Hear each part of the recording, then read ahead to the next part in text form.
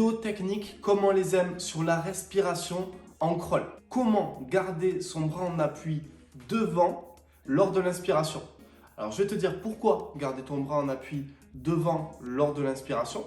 Je te donne deux raisons inébranlables. Petit bonus, je vais te montrer dans cette vidéo un stagiaire qui a fait cette fameuse erreur de ne pas garder son bras en appui devant. L'erreur, c'est le bras s'affaisse quand tu inspires. À la fin de la vidéo, je vais te donner 3 exercices qui vont te permettre de t'appliquer à tester cette méthode, l'enregistrer et faire en sorte qu'elle devienne automatique. Avant de commencer la vidéo, petit pouce bleu pour montrer ton intérêt pour ce sujet et pour soutenir cette chaîne YouTube. Si ce n'est pas déjà fait, abonne-toi pour retrouver toutes les prochaines vidéos et bien sûr tes petites questions dans l'espace commentaire pour que je puisse continuer à t'accompagner semaine après semaine à travers ces tutos vidéo. Petite info très rapidement, le club en ligne vient d'ouvrir et dans ce club de natation, je te donne 10 étapes pour avoir une nage du crawl parfaite. La respiration en fait partie, c'est un vrai accompagnement, le lien est dans la description. On commence la vidéo maintenant. Pourquoi tu dois garder ton bras en appui devant lorsque tu inspires? Ça va te permettre, de ne pas couper ton rythme. Si tu dois mettre un temps d'arrêt sur chaque coup de bras, glisser dans ta nage du crawl et avoir un beau petit rythme en glisse, tranquille, régulier, etc. Pourquoi tu vas venir casser ton rythme en venant tirer trop tôt, en faisant s'affaisser ton bras devant? Non, c'est pas bon. Il faut que tu gardes ton bras en appui devant lors de l'inspiration pour ne pas changer de rythme, pour avoir le même rythme tout le temps, que ce soit quand tu inspires à droite ou à gauche. Toujours avoir le même rythme. Aussi, le deuxième inconvénient, c'est que tu vas passer à travers tes appuis. Je te montre l'exemple d'une erreur. Et là, tu vois clairement que cette personne qui est en train de nager, elle perd son rythme à chaque inspiration et 2, elle passe largement à travers ses appuis à chaque inspiration. Pourquoi? Parce que son bras tombe au moment d'inspirer. Et ça, c'est une erreur que tu dois à tout prix éviter. Maintenant, je vais te dire comment l'éviter. Partie 2, quelle intention tu dois mettre dans ce geste-là? Comment tu dois réfléchir? En gros, tu dois exagérer au maximum ton temps d'arrêt devant lorsque tu inspires. Tu vois, tu dois déjà avoir cette intention. Tu dois être concentré là-dessus. À chaque inspiration, je suis concentré sur le fait de garder mon bras en appui devant pendant que j'ouvre mon buste et que je tourne ma tête pour inspirer, pendant que mon deuxième bras est en train de dégager et faire son trajet du bras hors de l'eau.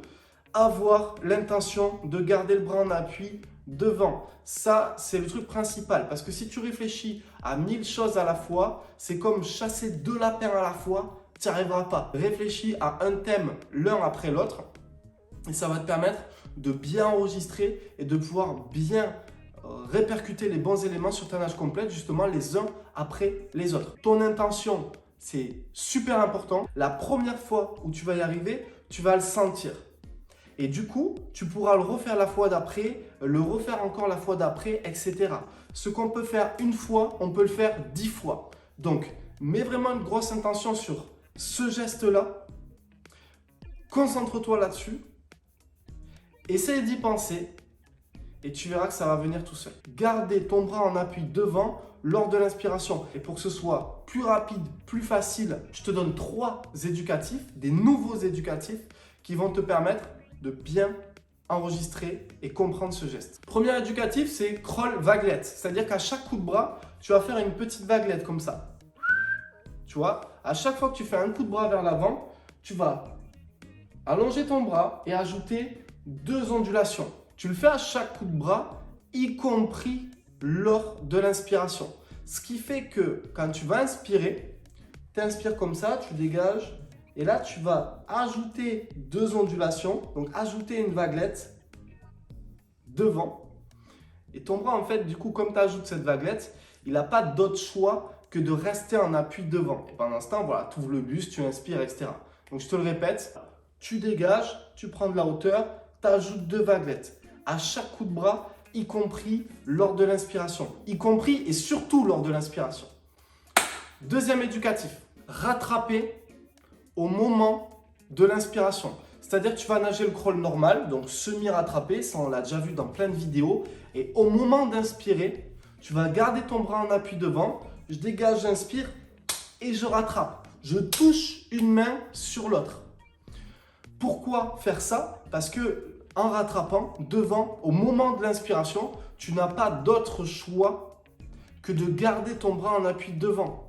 Et c'est exactement ce qu'on veut. Donc, à travers cet éducatif, tu vas enregistrer le geste, enregistrer l'intention de garder ton bras en appui devant et ensuite, sur ta nage complète, tu pourras essayer simplement de garder ton bras en appui devant le plus longtemps possible jusqu'à ce que tu dégages, prennes de la hauteur, fasses ton transfert. Si cet éducatif ou le précédent était trop difficile, fais-le avec des palmes. Et puis, troisième éducatif, El Clasico Telefono. Tu vas placer une plaquette entre ton épaule et ton oreille, comme ceci. Et tu vas nager à un bras. Cette plaquette, il ne faut pas la perdre. Donc, en gardant ton bras en appui devant et en inspirant que d'un seul côté, avec la plaquette entre l'épaule et l'oreille, tu vas être obligé de garder ton bras en appui devant. Tu fais 25 bras droits, 25 bras gauche, 25 bras droits, 25 bras gauche. Tu enregistres le rythme dans ta tête. Si c'est trop difficile sans les palmes, tu le fais avec les palmes. Et ensuite, tu fais 50 crawls pour essayer de répercuter cet exercice sur tes prises d'inspiration. C'était tout pour cette vidéo. Pouce bleu si ça t'a plu. Un commentaire pour me proposer les prochains sujets de vidéos que tu aimerais voir sur cette chaîne. Si tu veux aller plus loin, je t'accompagne en 10 étapes claires et précises pour construire ta nage du crawl comme un jeu de Lego en fait, une construction de Lego. À travers ces 10 étapes, tu vas avoir une nouvelle vision de ta nage du crawl, des nouvelles compétences, un niveau de maîtrise bien supérieur à 90% des nageurs publics et de clubs et tu pourras vraiment voir des résultats différents dans ta natation pour nager avec plus de plaisir bien sûr. C'était Malcolm, je te dis à très bientôt, ciao ciao, bye.